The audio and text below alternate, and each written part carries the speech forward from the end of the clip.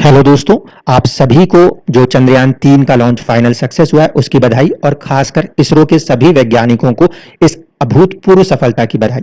आज जो हम डिस्कस करेंगे चंद्रयान 2 और चंद्रयान 3 के उतरने के समय जो होरा का महत्व है, जो रिसर्च के अंदर निकल के आ रहा है, वो आपके सामने रखेंगे।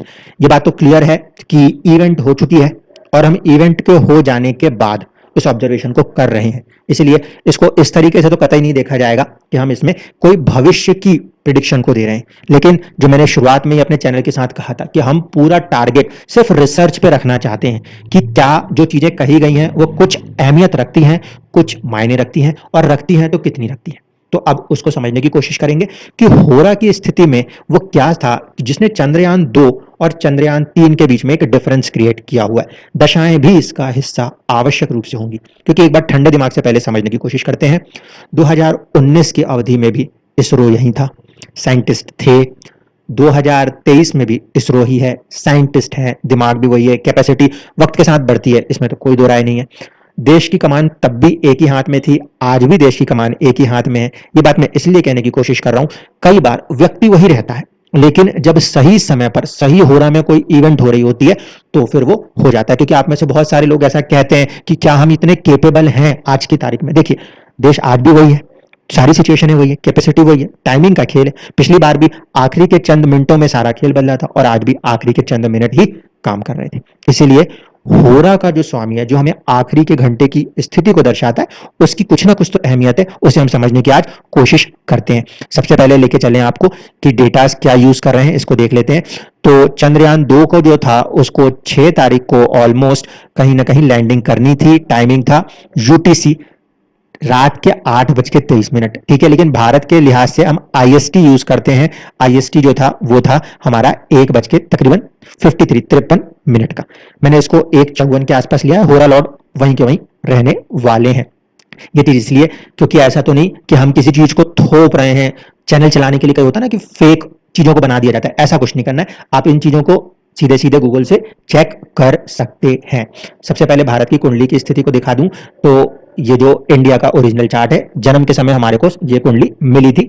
चंद्र कुंडली 4 नंबर से बनती है, जबकि लगन कुंडली वृषभ से बनती है।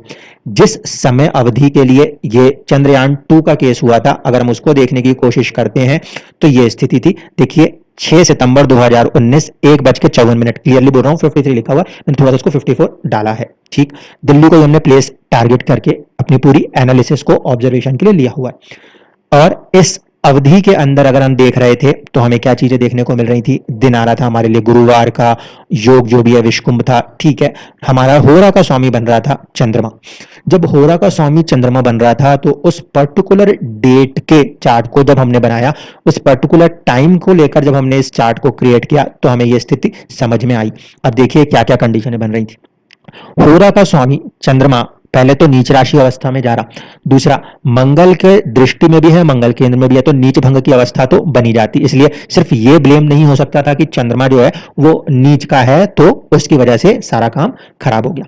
हम आखिरकार उस स्थिति तक तो पहुंचे थे जहां तक कि उसे उतारना था। कुछ हद तक तो हम सफल हो रहे थे, आखिरी मोमेंट्स पे डिस्टर्बेंसेस आए। उस कंडीशन को अगर हम देखने की कोशिश करें तो हमारा जो होरा का स्वामी है, हमारा चंद्रमा, वो इस लगन कुंडली में देरी दिखाने वाले ग्रह गुरु, अष्टमेश गुरु के प्रभाव को दर्शा रहा था, पहली कंडीशन। और साथ ही साथ चंद्रमा के ऊपर मंगल की दृष्टि थी जो कि 12वें के स्वामी थी।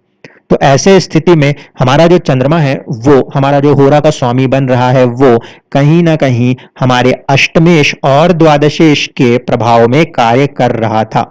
ऐसी स्थिति में वो जो आखिरी के क्षण थे, जिसे आज भी नहीं भुला सकते, कि उतरते उतरते वो एकदम से ड्रॉप आउट हुआ था। ये इंपॉर्टेंस कहीं ना कहीं मुझे होरा में अब समझ में आती है कि आखिरी मोमेंट्स में जब डिसीजन डू एंड डाई की सिचुएशन में होता है, तो अगर होरा का स्वामी पीड़ित अवस्था में आ रहा है, उस स्थिति में कहीं ना कहीं वो प्रभाव दिखाने लग जाता है। चंद्र कुंडली से अगर हम लेने की कोशिश कर रहे हैं तो चंद्र कुंडली से ये स्थिति जो बन रही है वो कैसे बन रही है, इसको भी देखिए। और दूसरी बात इंपॉर्टेंट, होरा को हमेशा लगन से लगाएंगे। रीजन इज कि होरा में मैंने टाइमिंग की बात करी है, उस वक्त अवधि एक एक घंटे की बात करी है, उसको लगन सेट करता है, ना कि चंद्रमा। इस कारण से होरा हमेशा ही लगन से ही लगा के देखा करेंगे। यहाँ पे जब हम इस स्थिति में आ रहे हैं, चंद्र कुंडली से मैंने बनाने की कोशिश करी, तब भी देखेंगे तो चंद्रदेव पंचम में बैठे हैं। गुरु एक तरफ से तो हमारे लिए कहाँ का स्वामी है, 9th हाउस का, लेकिन फिर भी वो 6th हाउस लॉर्ड था। ऐसी स्थिति में ये प्रभाव कार्य कर रहा है। लेकिन फिर से बोल रहा हूं कि सिर्फ मेरी स्टडी पॉइंट ऑफ व्यू पर है, हमें होरा को लगन के एस्पेक्ट से ही रीड करना है, क्योंकि हम उसको टाइम स्पेसिफिक कर रहे हैं 1 आवर्स का, जिस ड्यूरेशन के अंदर कोई भी इवेंट्स हो रही होती है, क्योंकि लगन खुद अपने आप में मुश्किल से 2-2.5 घंटे के लिए एक जगह पर रुकता है। तो यह स्थिति जो है अमूमन हमें देखने को मिली। अभी इस चार्ट में हम फिर से आएंगे, दशाओं को लगाने के लिए आएंगे, ठीक है। आज की स्थिति में चलते हैं। आज जब देश इस बात के लिए हर्षोल्लित है, गौरवान्वित है, उस समय की अवधि में जो चार्ट प्रिपेयर हुआ देश के लिए, वो किस तरीके से था। देखिए, ये आज की स्थिति है, इसमें तो कोई चेक करने की जरूरत नहीं पड़ेगी। 23 अगस्त और शाम को 6:04 का टाइमिंग दिया था। 3-4 मिनट के अंदर ही अंदर हमने इन चीजों को हासिल कर लिया। वीकडे हमारे पास मर्क्यूरी का आया है, ठीक है, और साथ ही साथ अगर हम देखें तो होरा का स्वामी हमारे लिए सूर्यदेव बन के आए। इस कुंडली के अंदर लगन जो उदित हो रहा था वो भाग्य में कहीं ना कहीं राशि है भारत की, वहां पे बैठा हुआ था। दूसरा, होरा लॉर्ड पे फोकस करिए, सूर्य पे फोकस करिए, तो सूर्य कहीं ना कहीं 5 डिग्री की स्थिति में है, मघा नक्षत्र में है। सूर्य जो है वो इसी के इर्द गिर्द यानी कि 10 डिग्री की तरफ जब बढ़ रहे होते हैं तो वो अपने उच्चता की तरफ बढ़ रहे होते हैं। इसलिए नक्षत्र प्रभाव की स्थिति में अगर देख रहे हैं, मेष राशि में जब सेम नक्षत्र यानी कि केतु देव के नक्षत्र में होते हैं तो वो उच्चता के आसपास होते हैं। यहां पर वो अपनी ही राशि के बैठे हैं और फिर केतु के नक्षत्र में है। तो नक्षत्र प्रभाव के हिसाब से अगर मैं बोलूं तो केतु के नक्षत्र में सूर्य का बैठना कोई खराब नहीं है। इसको इसलिए लिंक कर रहा हूं क्योंकि वो उच्च भी केतु के नक्षत्र में ही होते हैं, ठीक है। अब देखिए स्थिति किस तरीके से बदल रही है। सूर्य एक तरफ से हमें होरा के स्वामी दिखाई दे रहे हैं और सूर्य का संबंध बुध के साथ है और शनि के साथ है। वृषभ लगन की कुंडली में बुध जो है वो पंचम भाव के स्वामी है, पॉजिटिव हो गया। दूसरा, शनि जो है वो 9th और 10th हाउस के स्वामी होने के कारण योग कारक अवस्था में कहे जाते हैं। तो इस लिहाज से जब हम चीजों को देख रहे हैं तो हमें यह समझ में आता है कि हमारे होरा का जो स्वामी है उसका संबंध लगन कुंडली से दोनों ही शुभ ग्रहों के साथ हो रहा है। एक पंचमेश है और एक दूसरा ग्रह जो है वो क्या है, हमारे लिए भाग्येश है। तो होरा का स्वामी जिस अवधि पर एकदम शुभ स्थिति में बैठा, उस अवधि में जाकर हमने अपने कार्यों को जब किया तो हमारे सफल होने की संभावनाएं, चांसेस काफी ज्यादा बढ़े हुए नजर आते हैं, ठीक है। इवन दो कि आज की स्थिति में हम देखें तो चंद्रमा की प्लेसमेंट जो है वो हमें दिखाई दे रही है कहां पर, 6ठे भाव में, लेकिन परिवर्तन योग और दूसरी चीजें भी काम कर रही हैं। अब चलते हैं दशाओं को भी साथ ही साथ लगाने की थोड़ी सी कोशिश करते हैं कि कैसे, फिर से वही चीज कह रहा हूं, इसको अपने साथ जोड़ के देखिए। एक व्यक्ति एक बार प्रयास करता है, कई कई बार फेल हो जाता है, लेकिन जब दोबारा कुछ समय के बाद प्रयास करता है तो सक्सेस होता है। उसी तरीके से देश के इस मिशन को भी हम देख रहे हैं। मैं बार बार कहूंगा वो मिशन कोई फेल्योर नहीं था, क्योंकि उससे हमें प्रेरणा ही मिली थी कुछ ना कुछ नया करने की। इस कारण से कोई भी चीज फेल्योर नहीं होती। टाइम में अगर कोई चीज कहीं रोक रही है तो हो सकता है वो आपको और बेहतर करने के लिए रोक रही हो, आपको खत्म करने के लिए कभी नहीं रोकती। अब देखते हैं हम दशाओं के प्रभाव को इंक्लूड करते हैं, है ना। तो अब मेन कुंडली आ जाते हैं, इंडिया का ये चार्ट। दशा की स्थिति को अभी हम समझने की कोशिश कर रहे हैं आज की तारीख में। तो दशा है चंद्रमा की, अंतरदशा शुक्र, प्रत्यंतर दशा शुक्र, और फिर राहु के लेवल्स स्टार्ट हो गए। इस लगन कुंडली के अंदर अगर हम देखने की कोशिश करें तो हमें यह समझ में आता है कि चंद्रमा साहस पराक्रम के भाव में ही वहीं के स्वामी होकर बैठे ही हुए थे। शुक्र जो है वो हमारे लिए 1st house Lord and 6th house Lord है। 6th हाउस लॉर्ड है, इसलिए थोड़ी बहुत चुनौतियां इस अवधि में कही जा सकती है, देखने को मिल रही है, कोई डाउट नहीं। लेकिन 1st हाउस लॉर्ड शुक्र है। तो कहीं ना कहीं जब हम बात करते हैं कि 1st हाउस अपना नाम, अपना स्टेटस, अपनी स्ट्रेंथ, वो इस शुक्र के 2nd और 3rd लेवल पे चलने की वजह से कही जा सकती है। इसके साथ साथ राहु को देखें तो राहु भारत की कुंडली के अंदर 1st हाउस में ही बैठा है, यानी कि जहां तक बियॉन्ड द इमेजेस तक जाकर चीजों को फैलाने में राहु मददगार साबित होता है। उस लिहाज से अगर हम देख रहे हैं तो ख्याति को पूरी दुनिया में फैलाने में आज भारत सक्षम हो गया है, स्पेसिफिकली इसलिए क्योंकि हमने उसको वहां पर चंद्रमा के उस ध्रुव पे उतार दिया है जिस पे हिम्मत किसी दूसरे देश ने दुनिया में नहीं करी थी। चंद्रमा पे बहुत सारे यान उतरे, लेकिन उस ध्रुव पे उतारने में हम पहली बार आए। तो कहीं ना कहीं बियॉन्ड है, सभी से हटके है। यह राहु का प्रभाव हमें यहाँ पे किसी ना किसी रूप में समझ में आता है।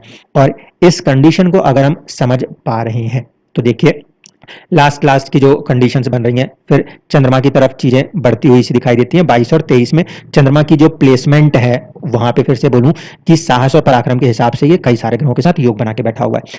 चंद्रमा, शुक्र, राहु, इतने पे अगर हम ध्यान देते हुए चले तो आज की स्थिति में जिस तरीके से मैंने आपसे कहा था कि अगर हम इस कुंडली में, जो कि एग्जैक्टली आज की सिचुएशन है, इसमें भी देख लें, चंद्रमा इस समय कहीं ना कहीं शुक्र से ही संबंध बना रहा है राशि के द्वारा, राहु, केतु, गुरु इन सबके प्रभाव को ही लेकर चल रहा है।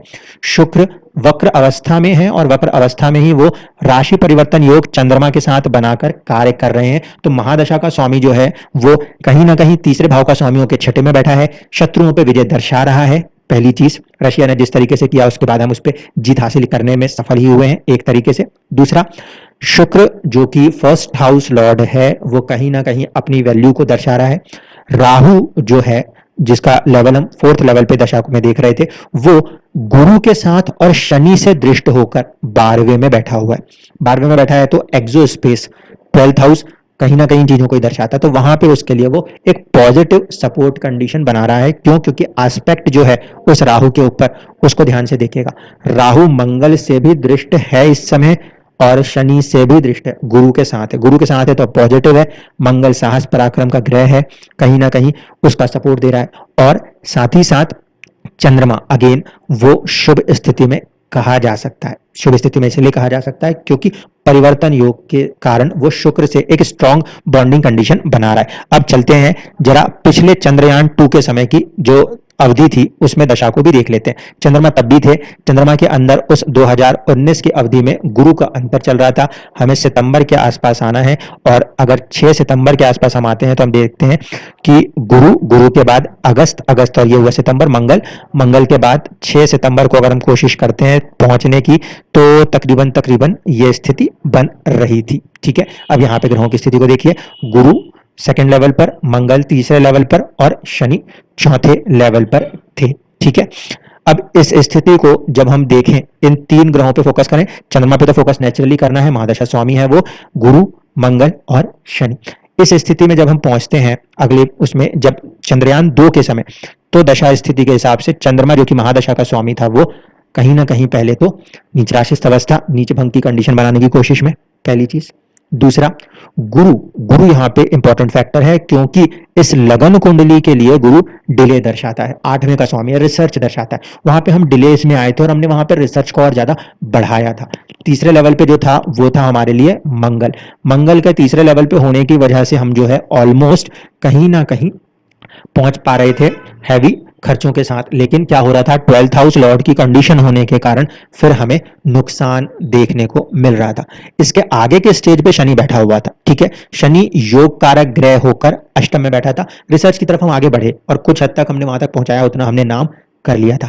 इस हिसाब से अगर हम देख रहे हैं तो देखिए, महादशा का स्वामी संघर्ष को दर्शा रहा था, अंतरदशा का स्वामी डिलेस को दर्शा रहा था, प्रत्यंतर दशा का स्वामी जो था वो हमें नुकसान को दर्शा रहा था। तो वो जो दशाओं का प्रभाव था वो भी उसी तरफ कहीं ना कहीं इशारा करता हुआ जा रहा था। आज जब हम देख रहे हैं तो आपको देखिए, चंद्रमा साहस का प्रतीक, तीसरे भाव का स्वामी, शुक्र के साथ परिवर्तन में आके काम कर रहा है, जो कि फर्स्ट हाउस हमारी ख्याति, हमारी उपलब्धियों को दर्शाने का है, उसके साथ जुड़ा हुआ है। तो पहले, दूसरे और तीसरे लेवल पे जो दशाएं काम कर रही हैं वो कहीं ना कहीं किसी ना किसी तरीके से पॉजिटिव वे में अभी काम करती हुई नजर आ रही है क्योंकि शुक्र का प्रभाव। इसके बाद राहु जो है वो अगेन भारत की जन्म लगन कुंडली में फर्स्ट हाउस में ही बैठा हुआ है, तो वो और हमारे नाम के आगे एक नया कीर्तिमान, एक नया परचम, एक नई उम्मीदों को जगाने का कार्य कर रहा है। तो आई होप कि अब आपको चीजें कुछ हद तक समझ में आई होंगी।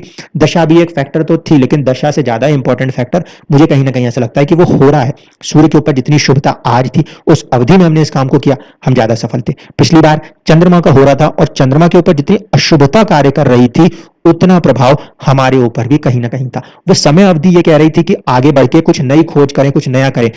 इसलिए बोल रहा हूं, सेकंड जो हम कर रहे हैं आज, यानी कि चंद्रयान 3, यहां तक आते आते उसको हम फेलियर नहीं कह रहे। वहां पे जो कुछ हमें हाथ लगा था, उसके बाद हमने इतना कुछ नया डेवलप किया कि साइंटिफिकली आज हम इतना एक्यूरेट प्रोग्राम कर रहे हैं कि हमारे डिवाइसेस खुद डिसीजन कर पाएंगे।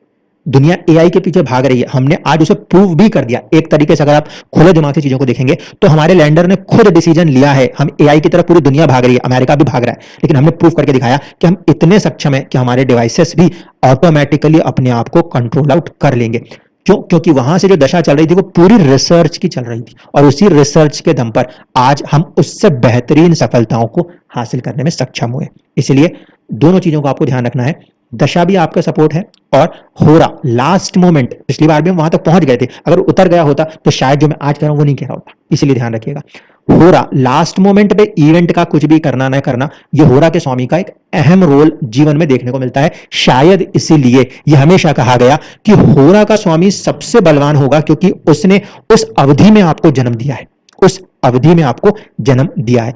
भारत की जो ओरिजिनल लगन कुंडली है उसके होरा के स्वामी को लेकर हमने कभी इतनी चर्चाएं नहीं करी, कोशिश करते हैं आज देखने की, लेकिन जिस अवधि में हम किसी कार्य को कर रहे हैं उस अवधि में जो उस 1 घंटे का स्वामी है वो हमारे लिए बहुत ही इंपॉर्टेंट होता है। अगर हम देखें तो आज हमारा होरा का जो स्वामी हमें भारत की आजादी के वक्त दिखाई दिया था वो बुद्ध था, आज बुद्ध का ही दिन है, ठीक है, बुधवार का ही दिन है। तो कहीं ना कहीं ये जो कनेक्शंस हैं ये साबित होते हुए आपको नजर आएंगे जब कभी भी कोई इवेंट्स लाइफ के अंदर हो रही होगी। तो बस एक खुले दिमाग से, खुले नजरिए से आप रिसर्च करें उन चीजों के ऊपर, तो आपको दिखेगा कि कोई ना कोई चीज जो कही गई है वो किसी ना किसी रूप में सामने प्रकट आवश्यक रूप से होगी।